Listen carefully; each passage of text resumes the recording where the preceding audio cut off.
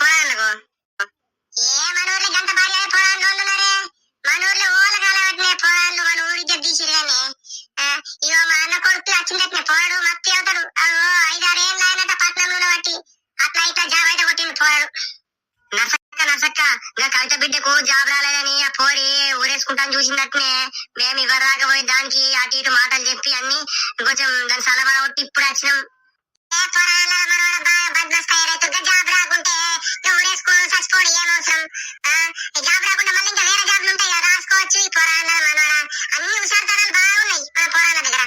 పొరాలందరికీ నేను ఒకటే చెప్పామనుకుంటున్నా. ఇగో మీకు జాబులు రాలేవని ఆ ఫ్యాన్ అక్కడ మొగులకు మోకం వేసి ఆ చెట్ల అక్కడ పొట్ట పుట్టల అక్కడ ఆ గుట్టల పొంట కొంచెం విరగకుండా మీకోసం మీ తల్లిదండ్రులు ఎంతగానో ఆశలు పెట్టుకున్నారు మీ మీద.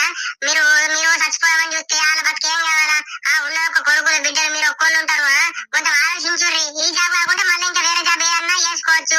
ఏం లేకుంటే వ్యవసాయం అన్నా చేసుకోవచ్చు. కానీ కొంచెము ఆ సూసైడ్లు బీసైడ్లు చేసుకోకుండా బేట మీ మంచికి చెప్తున్నా చేసుకోవచ్చు. కానీ కొంచెం